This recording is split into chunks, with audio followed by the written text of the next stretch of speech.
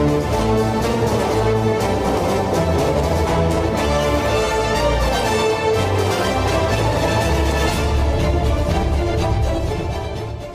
ป็นหยังกองทัพอากาศไทยต้องเลือกจัด39 Gripen EF จากสวีเดน หลังจากกองทัพอากาศไทยได้ถูกสหรัฐปฏิเสธที่จะขายเครื่องบินรบ F-35 Lightning II ซึ่งถือว่าเป็นอากาศยานทางการทหารที่มีความทันสมัยที่สุดในโลกเลยก็ว่าได้โดยทางสหรัฐมีการเปิดเผยสาเหตุในภายหลังว่าเป็นเพราะประเทศจีนมีอิทธิพลอย่างสูงในภูมิภาคเอเชียตะวันออกเฉียงใต้จนกลายเป็นสิ่งที่กระทบต่อความมั่นคงของภูมิภาคและไทยก็ได้เข้าไปมีส่วนร่วมในการขยายอำนาจของจีนเฮ็ดให้สหรัฐกังวลเรื่องการถ่ายทอดเทคโนโลยีและความเสี่ยงที่จะตกไปอยู่ในมือของประเทศคู่แข่งสหรัฐยังได้ระบุอีกว่าการปฏิเสธในครั้งนี้เนื่องจากข้อจำกัดในด้านการผลิตโดยกล่าวว่าบ่สามารถส่งมอบ F-35 ให้กับผู้ซื้อรายใหม่ได้เป็นเวลาอย่างน้อย10ปีตามอัตราการผลิตและคำสั่งซื้อในปัจจุบันและอีกเหตุผลหนึ่งก็คือไทยยังขาดความพร้อมที่จะเข้าประจำการ F-35 ซึ่งไทยจะต้องมีการปรับปรุงคุณภาพของสนามบินและความปลอดภัยของฐานทัพอากาศการบำรุงรักษาและการปรับปรุงขีดความสามารถของนักบินการตัดสินใจของทางสหรัฐในครั้งนี้อาจส่งผลกระทบต่อความสัมพันธ์ทางการทหารและการร่วมมือระหว่างสองประเทศซึ่งทางสหรัฐก็ได้เสนอตัวเลือกอื่นให้กับกองทัพอากาศไทยนั่นก็คือ F-16 Block 70เป็นเครื่องบินรบที่น่าเชื่อถือและมีประสิทธิภาพสูงแต่มันก็บ่แม่นตัวเลือกเดียวของกองทัพอากาศไทยเพราะทางบริษัท Saab ผู้ผลิตอากาศยานทางการทหารของสวีเดนก็ได้มีการเสนอขายเครื่องบินรบขับไล่ของพวกเขานั่นก็คือ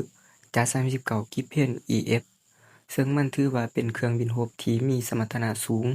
มีขีดความสามารถที่ใกล้เคียงกับ F-16 Block 70ของทางสหรัฐ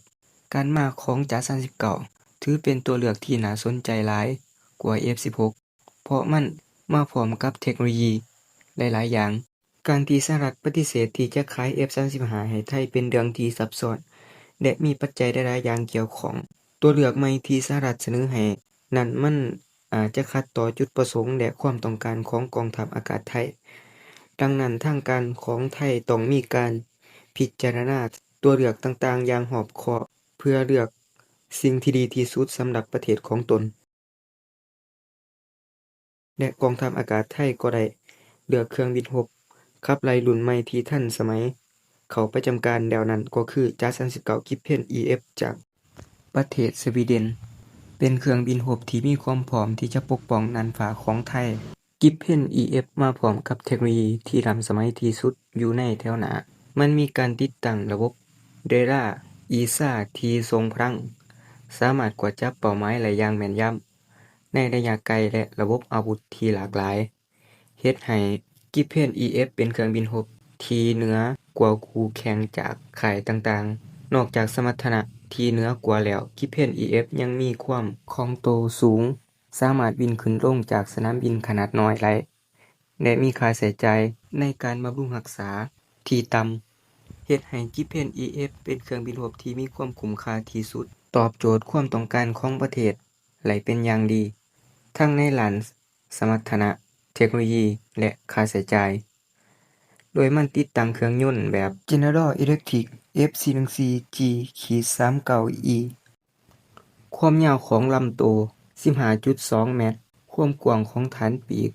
8.4 เมตรความสูง 4.5 เมตรมีน้ำหนักตัวเปล่าอยู่ที่ประมาณ 7 ตันน้ำหนักบรรทุกรวมเมื่อบินขึ้นสูงสุด 16.5 ตันมีความไวอยู่ที่ 2 มัคหรือ 2,450 กิโลเมตรต่อชั่วโมงระยะทางในการออกปฏิบัติการ 3,000 กิโลเมตรแพร่านการบิน 50,000 ถึง 52,000 ฟุตหรือ 15-16 กิโลเมตรสามารถติดตั้งระบบอาวุธในข่ายของตะวันตกที่มีความน่าเชื่อถือและมีประสิทธิภาพสูงทั้งขีปนาวุธอากาศสู่อากาศอากาศสู่พื้นระเบิดแรงดันสูงปืนใหญ่อากาศและอื่นๆอีกหลากหลายชนิดมีการติดตั้งระบบต่อสู้อิเล็กทรอนิกส์ที่ทันสมัยช่วยให้เครื่องบินรบ สามารถลบหลีกการกวดจับและโจมตีจากขีปนาวุธและเรดาร์ของฝ่ายศัตรูมีระบบนำร่องที่แม่นยำสูงช่วยให้นักบินนำเครื่องออกปฏิบัติการได้อย่างแม่นยำในทุกสภาพอากาศนอกนี้มันยังสามารถปรับแต่งให้เหมาะสมกับภารกิจที่หลากหลายระบบควบคุมที่ใช้งานง่ายเฮ็ดให้นักบินสามารถเรียนรู้ระบบอาวุธได้อย่างว่องไวและใช้งานได้เต็มประสิทธิภาพ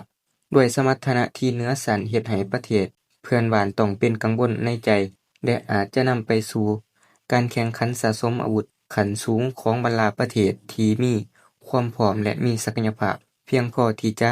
จัดหาอาวุธเพื่อมาแก้เกมกันไปมาแนวใดก็ตามเราจะต้องจับตากันต่อไปอีกว่าการมาของจาร์39 Gripen EF มันจะส่งผลต่อดุลอำนาจและเสถียรภาพในภูมิภาคอย่างไรหากท่านเป็นคนที่สนใจข่าวสารแวดวงการทหาร